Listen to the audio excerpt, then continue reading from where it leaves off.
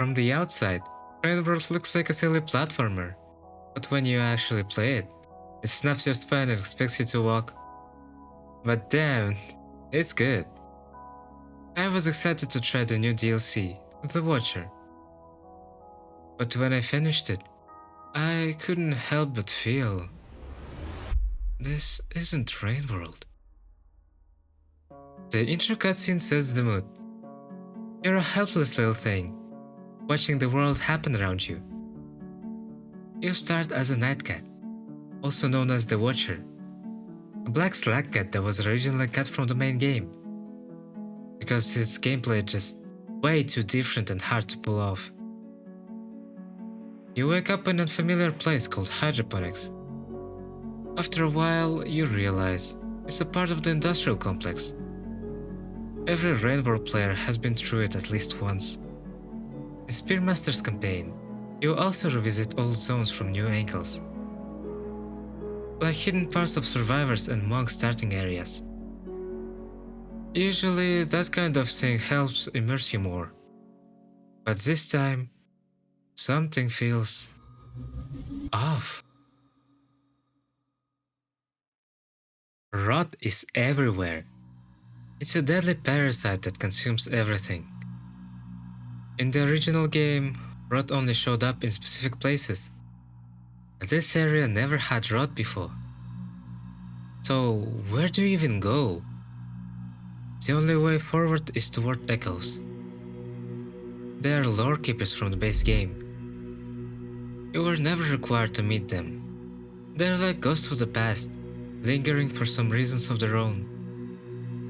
You would find them in very specific spots. The first time I ran into one, I was so confused. But they show you the world you would never see otherwise and give you the deeper understanding of everything going on. They always gave these deep emotional speeches about why they couldn't move on. I used to hold my breath when listening to them. So naturally, I expected the same. Instead, you get a deranged higher being talking about feces. Saying I was surprised is an understatement. It was so abrupt. Someone who's supposed to be full of regret just doesn't say anything meaningful. Oh, and casually warping reality itself. I found it funny, honestly. It was so absurd.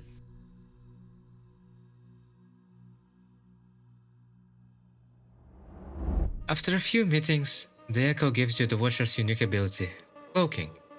You can turn invisible. In a world where everything wants to eat you sounds amazing. Except you barely need it. You can get through most of the campaign without ever using it. It feels like it was added just for convenience. And as someone who has played a lot of Rain World, I already know how to avoid danger just by, not touching grass. Could be fine. But this campaign seems made for veteran players. So why give us a power we don't need? It doesn't make sense.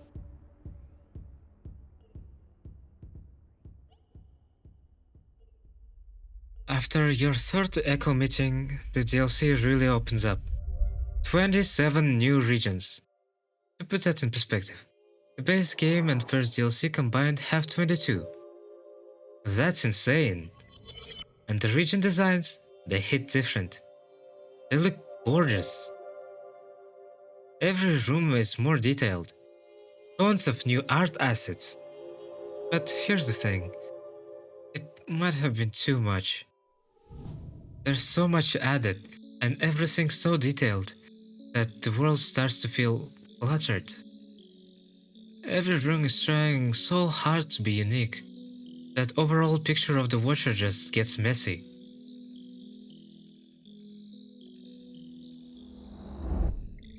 In the base game, the world tells its stories through the environment.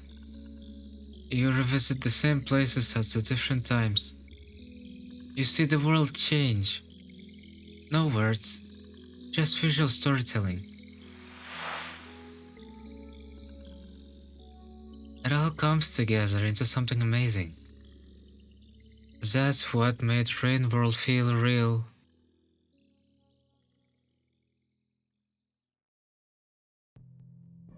The Watcher throws it out. Instead of karma gates and logical map, you get reality rifts. You explore new areas, hit a dead end, and the only way forward is to teleport. In the base game, the travel system was super clear. Karma gates. Every region connects to another. There are 5 karma levels. If you survive, you gain karma. If you die, you lose 1. You need a certain karma to pass through the different gates. Simple. Is it a perfect system? That's up to you. You'll understand once you play the game. But in the new DLC, wander, hit a wall, teleport, repeat, until you find an echo. There's no structure. You teleport somewhere, and you have no clue where you are. No connections, no logic. Could be the other side of the globe, or a completely different timeline. You can't build theories. Sure, you could say it's a dream or it's a parallel universe. But I was hoping for real insights into a story. Like the Iterators, these massive supercomputers that hold the world's lore. I've always been interested in them, and yeah, technically we got one. But I'm not sure what that was. The DLC just piles mystery on top of a mystery. Still, credit where it's due. Some regions are really good.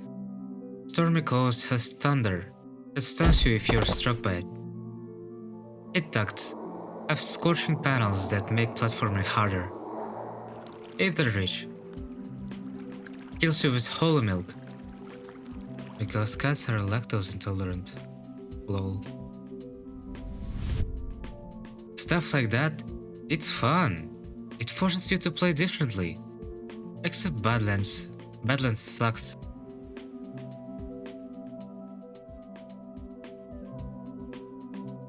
Let's talk about creatures. Drill crabs are amazing. They hide in their shells, then just go full on attack mode. It's hilarious watching them bouncing around. Radians, I mean those big moth things are weird. They just float there and stare at you. But they're super inconsistent. Sometimes they grab you and try to kill you. Sometimes they don't. When I first saw them, I thought they were edible. I tried everything. Blueberries, karma flowers, other creatures. Cloaking, uncloaking, jumping on them, grabbing them. Nothing worked. Do you have any clue what they actually do? There's more too. Poison fish that makes you weak for the rest of the cycle. I was so mad I couldn't climb a pole after that. Frogs that drains your stamina and stick to you basically forever. There are a ton more I could mention. They might be annoying, confusing, or straight up broken, but I love it. When you see a new creature in this game, you start researching it, testing it, figuring out the rules. That's the kind of thing that made me fall in love with Rain World. The music is great. It's more experimental than the base game, more variety. It fits the weirdness of the Watcher perfectly.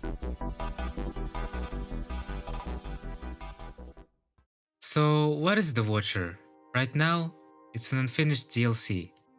It's messy. It doesn't have tight world building or structure that made Rain World great.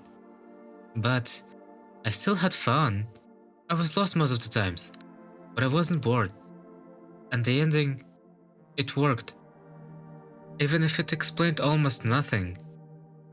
It would have been so much better if Echo actually explained the regions and tied all this weird clumped info together. There's a secret ending, but yeah, it's just another mystery yet to be solved. And maybe that's the point.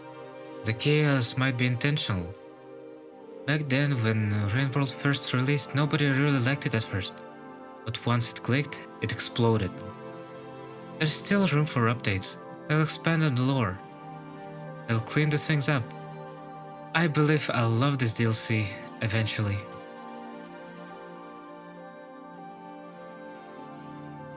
My advice? Just wait. The DLC is playable, but it's just not quite ready. If you play it right now, you'll probably be confused as I was. But hey, if you ignore me and go for it anyway, you'll feel like you're playing Rain World for the first time again. Just take your time.